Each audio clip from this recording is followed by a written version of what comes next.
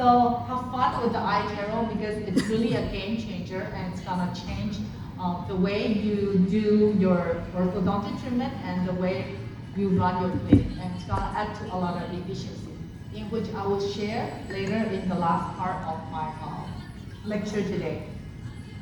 So let's continue with our last MA case.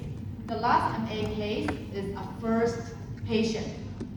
So when she comes in, she has gummy smile. And we know that gummy smile in kids is not a big issue. Don't try to treat kids with gummy smile when they're still very young, because it's very common for kids to have gummy smile because the occlusal, the vertical dimension is not stable yet. That's why they tend to appear more gummy in the early childhood or in the early teens. However, with gummy smile, we have to be very careful with the anterior aesthetics. So this is the girl that comes in. She is a girl that grows really fast, as you know. She's rather tall, and this is her smiling and lateral facial profile. She comes in her 10 years of age with problems of narrow arch form on the upper arch, okay, in standing laterals, and the canine are just popping out, and anterior proclination with gummy smile on the upper arch. As long as more eruption of the posterior molars takes place, the gummy smile will decrease. Okay, so usually we'll tend to treat her gummy smile if it's still there after all the 6 to 6 has been erupted into position. And so we can see that she has some overjet, and it's about maybe 6 to 7, and not very evident of the deep bite. So we want to do arch expansion on the upper arch because it's rather tapered, okay, on the upper arch, and to create more space to allow the canine to erupt into position. So we want to utilize arch expansion on the upper arch, some incisor intrusion on the upper arch, and together with MA to correct her class 2 canine into a class 1 canine relationship. We had 3 clean checks for her. The first clean check, we didn't get the MA because the system didn't trigger the MA feature for us due to the reason that there is one missing tooth here. In order for the system to trigger MA, you need to have solid posterior support. The last 3 teeth in the arch form has to be intact. So it has to be there. The 4, 5, and 6, or the D, E, and 6. Otherwise, the system or the software will not trigger the MA for the patient. So she has problems with large overjet, narrow arches, and a weak mandible, and she's still in her mixed dentition. And usually with girls, using the first package, we're able to finish her from late mixed dentition to early permanent dentition with just the first package, because the teeth gets, the baby teeth gets exfoliated really fast, and the permanent dentition erupt really fast into occlusion. So it's really easy for us, to just use the first package and finish her in her permanent dentition. So she has an overjet of about 7.3 and overbite of about 0 to 2. It's not actually 0, but I think it's about 2. So we are looking for 4.2 decrease in the overjet and about more overbite at the end of the treatment. So this is her panoramic. We can see that there's some space deficiency on the upper arch, but not much, okay? And the lower premolars, there's some partial eruption. That is the reason that MA is not triggered on the first set of of aligners. So we have to do pre-MA on the first set, and until more eruption of 3-4 and 4-4 in order for the system to trigger the MA for our patient.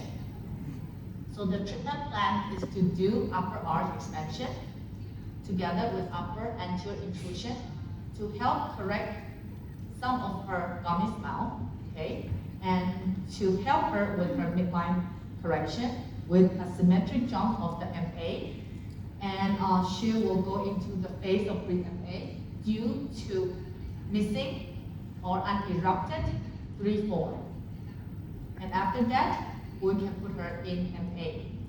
So the first set of clean check, we can see that we just do expansion on the upper arch, leveling and alignment. Just as much expansion as possible, okay? And expansion on the lower arch, and create enough space for unerupted teeth to come into position.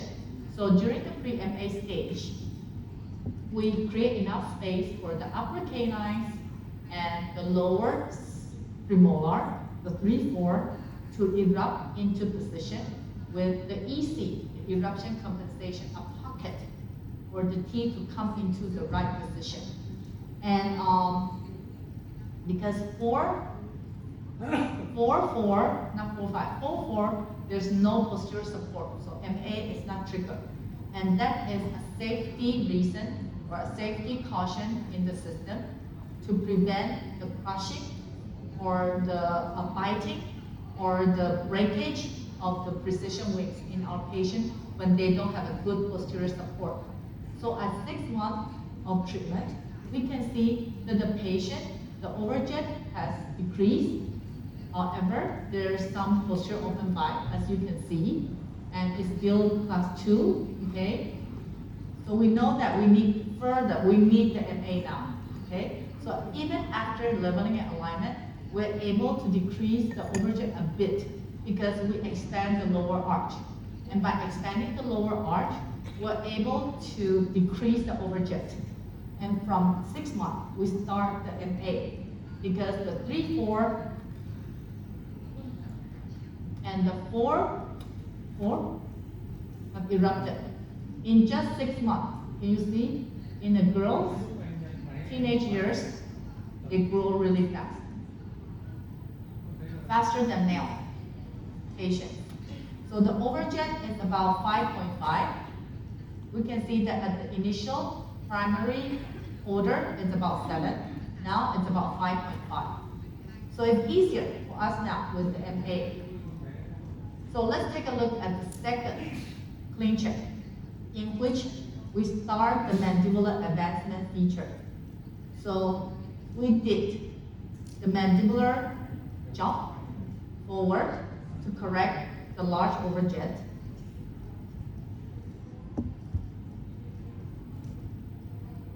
This patient, because when we start the MA, the overjet is 5. So the final position is edge to edge, okay? And a symmetrical jump to correct the midline. If we start the treatment initially on the first set of aligner with overjet of 7, I will finish with the lower incisor 2 millimeter in front of the upper incisor. However, because there is the pre-MA phase, and during the second set of aligners, the overjet to start with is 5. I finish her with an edge-to-edge position. So let's take a look of how she goes on with treatment. So after almost another year, she's able to have a good class 1 finish here and still class 2 here. Okay? And the midline is still not on. So we have to work on that. That's why there's the third scan. So still some overjet, we want to work on that. And class 2 on left buccal. And usually with patients on MA, we want to finish with a very, very small overjet, or at least edge to edge. Because usually the mandible will relax back into a more posterior position. So during the second AA, or the third scan, okay, the overjet is about 4.3. We want another reduction, a further reduction of the overjet. and a decrease in the overbite as well. So that she will feel much better after the treatment with less gummy on the upper arch. So during this additional aligner, I try to bring her mandible more, the mandible advanced more forward, in a more forward position, okay? And I try to single jump, okay? So the MA is longer and is able to hold her mandible in a more forward position and stabilize it in a more forward position until the bone deposition happens over the condyle and the menton area. And luckily, after another 4 to 5 months, at 1 year and 9 months, we're able to finish her with class 1 on both sides with a symmetrical jump. So you know that on the left side, on the third scan, it's longer on the left side and shorter on the right side because it's class 2 and this is class 1. And sometimes, if this is class 1, I will cut one of the wings out so that I don't want more advancement on the right side, but more advancement on the left side to correct it to class 2. So it's very practical that you are able to think and troubleshoot for your patient at different different treatment occasions when they come back, and you troubleshoot and monitor what is suitable for them.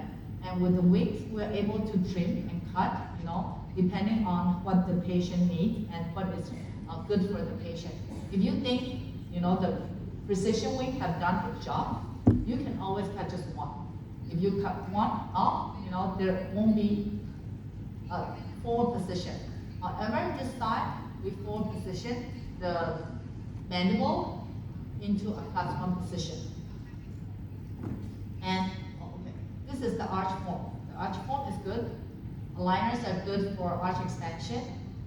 However, with a lot of teens, or even a lot of teens in their mixed dentition, or a lot of teenagers in their early permanent dentition, this is the guideline for arch expansion, okay, according to Ricketts.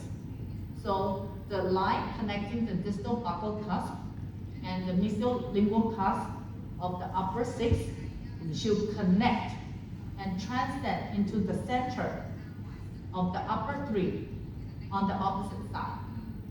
Okay, so that it's ovoid. With this, we know that this canine needs more distal movement, and this one needs more distal movement, so that you are able to connect and intersect the center of the opposite canine. This is the rule of analysis by Ricketts. And the transverse measurement, according to the myofunctional treatment, the transverse measurement of the gum line to gum line of the upper 6, okay, should be around 40. Just remember 40. That is the space for the tongue. If you don't have adequate space, usually the patient would have a low tongue position. And on the clean check, in the arch width form, or the arch width tool, to the arch form graph, you need to add 5 extra, because from the gum line to the central fossa, buccal fossa, is about 5 millimeters. So it's about 50 intermolar width that you need to expand. So when you're doing expansion and you're checking the intermolar width, always see 50. It's good. Always do more, because sometimes it gets relaxed and then the width is not wide enough to accommodate for the change that you use in your patient with the MA. So you remember from our second case, the guy with brachycephalic facial profile, in which the upper premolar area is more constricted. And in that way, we're able to compensate and for the inadequacy of the arch expansion on the upper arch. And some arch expansion rules are as follows. So usually the biological limits even though there's no one rule, but usually on the upper arch, the biological limit for expansion is about 2 to 4. The interpremolar is about 4 to 6. And the intermolar is about 4 to 6 millimeter of expansion that you can ask for on the software that is biological logical. And this is her upper and lower arch form. And her change in smile, she's not as gummy after 2 years because the mandible advanced and it auto-rotates. There's a counter-clockwise rotation of the mandible and the facial growth, okay, after 2 years. So in order for the mandible to grow, it takes some time. It's hard to see the change in the chin after just 6 months. It's hard. It takes about a year, okay? So the longer the time that the patient wears the MA, the better the stability of the mandibular position. And this is her before and after on the panoramic.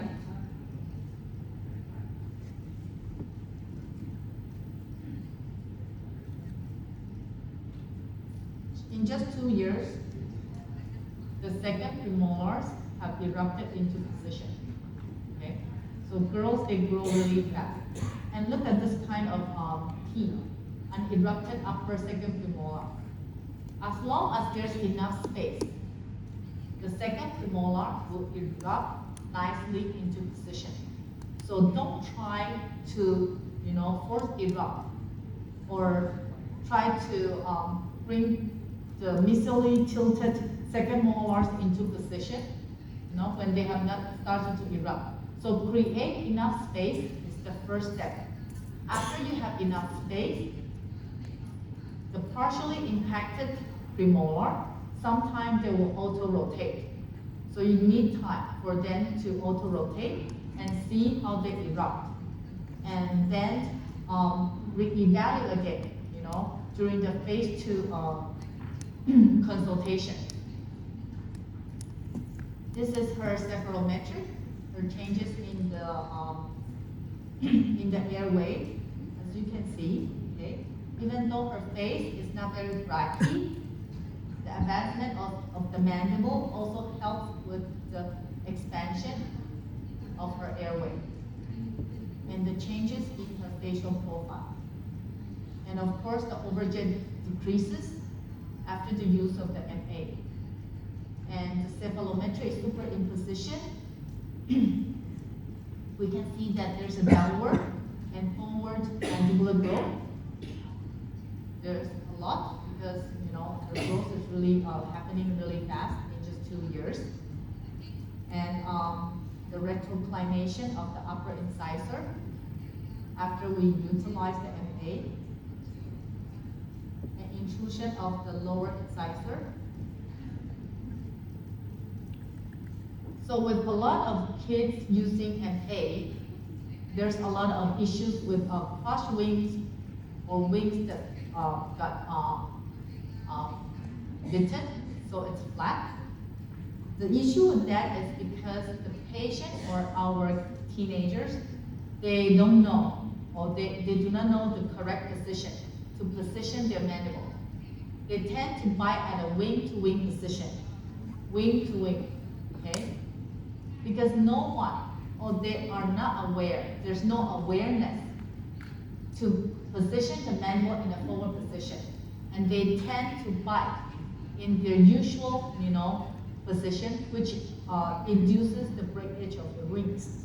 So before putting the patients on mandibular advancement devices or mandibular advancement precision wings, always instruct the patient to bite in a forward position. Just as mentioned in the previous case discussions, to ask them, to protrude their mandible and hold it there for about 5 minutes before they engage the aligner into the mouth. And in that way, it's easier for them to advance their mandible in a forward position.